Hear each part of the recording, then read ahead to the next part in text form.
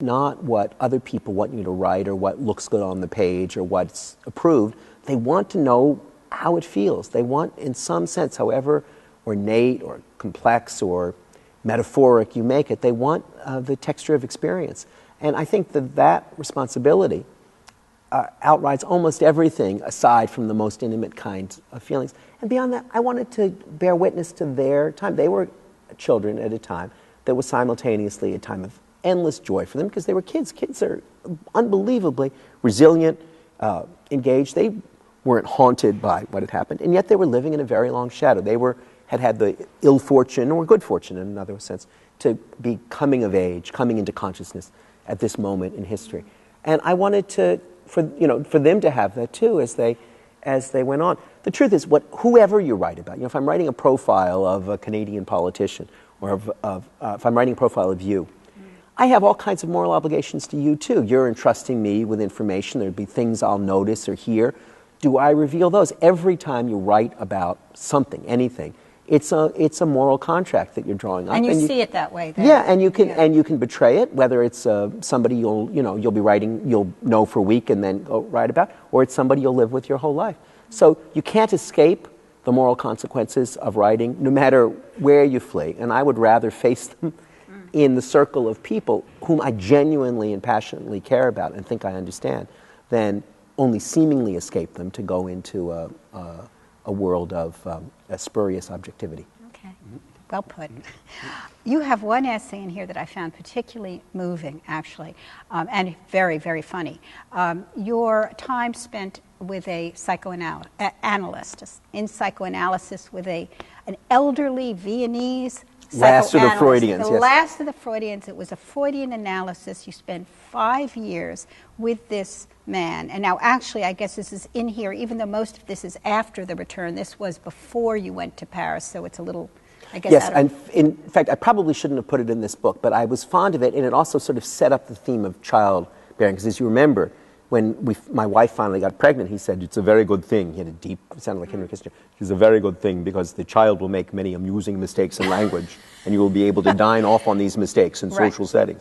Oh, that's a bizarre thing. But that story was partly about, one of the reasons I went to him was to have the courage to be a father. And his story was about, for me, one of the things, that story is a good example, I think, of what an essay's about, what an essay tries to do at least. And that is, I'm not a Freudian in any way. I just was reading Frederick Cruz's book, Demolishing Freud, on the train last night. And I buy all of his intellectual arguments. Intellectually, I'm not a Freudian at all. And yet that experience, for me, though comic in lots of ways, was fundamentally valuable. And it's that ability to be simultaneously intellectually engaged and emotionally engaged, and to say, this guy in some ways was crazy and I don't share his theory, but my God, he did me a world of good. What he taught me was... Well, what did he teach you? I mean, it seemed to me that you brought so much to it, and perhaps that's the point. With any analysis. That's what analysis will tell you bring. But, I mean, he was ridiculous. As you describe him, it was a complete waste of your money. He fell asleep during the sessions. He said things that were totally inane or banal. But yet your understanding of his humanity and your sense of that paternalistic presence was important to you, and whether he understood that or was manipulating that is unclear and irrelevant. The transaction between the two of us, between this very well-armored, arrogant German Jew with all of those attitudes and certainties, man without any trace of self-doubt, and a little Woody Allen, New York Jewish writer like myself, that was very, very strengthening for me. And I could see, and he said, the last thing he said to me on our last time together was, you will see as you go through life, life has many worthwhile aspects. I love that. And when he first said, I thought, life has many worthwhile aspects of all the fatuous, banal wisdom to leave somebody. I was just about to leave for France at that point. And ever since then, I thought, boy, no one's ever said anything that was truer or deeper. Life doesn't have endless joy. It doesn't have rewards, it doesn't have a point or a meaning, but it has many worthwhile aspects. And there was a wisdom in that, a deflating wisdom of a kind, that was hugely useful to me. And I revere his memory, and I'm very glad I had that experience. And as I say, That for me is part of what an essay tries to do. There's an element of satire in it, making fun of the Freudian rights of New York life, but there's also, I hope, an element of esteem in it as well. Yes, absolutely came through. I mean, I would think that you would have felt that that was an enormously successful essay, and that it was doing two, or more than two, but those two very different things. You know, it's funny that when I had to go to France wrote that in Paris, and I think sometimes you do. I sort of miss that, actually, Paula. Now, you know, people ask me, do you miss Paris? And of course, I miss the food and I miss the parks and all that. But one of the things that I valued greatly when I was in Paris is it's not just the things I wrote in Paris to the Moon, but stories like that. Because I was sort of outside the battle. I was at a remove from all the kind of craziness of New York life and all, which lured me back, which I love in other ways. And so that part of it, there's something to be said for retirement for a writer. I mean, retirement from the scene. So occasionally you have to leave New York, perhaps. Yeah, you know, John Updike, who was always I have many heroes and one God, and Updike was the God. And Updike, who wrote beautifully about New York life and was, writing Talk of the Town for the magazine, he upped and went to rural Massachusetts when he was just 30. And he said he never regretted it, and I can understand why. So it doesn't matter where you go. In fact, not to drop a name, but when I decided to go to Paris, I got a note from Updike saying, Paris is your Ipswich. Meaning, I understand there's a moment in a writer's life when the only sane thing to do is to get out of town and to get away. But I'd rather go to Paris than to Ipswich. Yes, on the other hand, he wrote 50 novels. Well, so you write a few fewer novels. Your latest book, really interesting book, Angels and Ages, a short book, I like the way you say that, about Darwin, Lincoln, and modern life.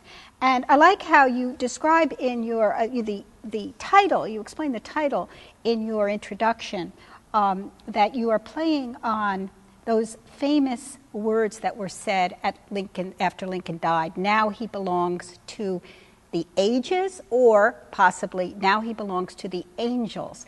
And as you explain, that distinction between angels and ages is, in a sense, at the crux of this book. Could you explain that? Exactly so, Paul. I blundered onto that little dispute. It's a little historical dispute. Most people think that Edwin Stanton said, now he belongs to the ages. There are a few, mostly conservative historians who think, with very good reason, I should add, that what was actually said was, now he belongs to the angels. But in that dispute do you believe that the verdict on Lincoln's life will be made by history, by the ages, or will it be made in heaven by the angels? And clearly, the whole kind of battle of modernity, do we live in a vertical universe presided over by a benevolent or just judging God, or do we live in a horizontal universe presided over by the verdict of history? That's a fundamental modern question. And since it involves both Lincoln's politics and Darwin's science, I was drawn into it. Not so much because I was trying to compare Lincoln and Darwin, interesting as it is to compare the two, they're born on the same day, they're both makers of the modern mind, but because it was a sort of opportunity to look back retrospectively on the liberal temperament. I don't mean liberal in the sense of people who vote for Obama. I mean the modern temperament and the kinds of things that a temperament made up of science and democratic politics provides. Okay. Well, it's a lovely book. It's a very readable book. It's funny. Thank you. Yeah. It's a short book. I intended that ironic. One of the things you learn as a writer is that irony is invisible. I thought everyone would get it as a joke, a short book about Darwin Lincoln. How could you write a short book about Darwin Lincoln and modern life? But everywhere I go, on sort of Milwaukee AM, they say, now why did you decide to write a short book about...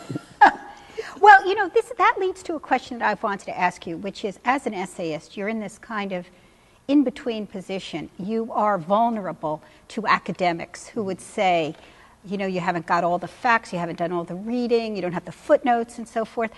On the one hand. On the other hand, I would imagine there could be a point where you could have too much information to write. Do you ever feel that you're in this, you have to really balance how much you learn about a subject before you begin to write? You don't want to go too far. The professors don't take my book seriously, and the public thinks they're too professorial to read. So, the answer is, I think, that you do everything you can on the first part of it.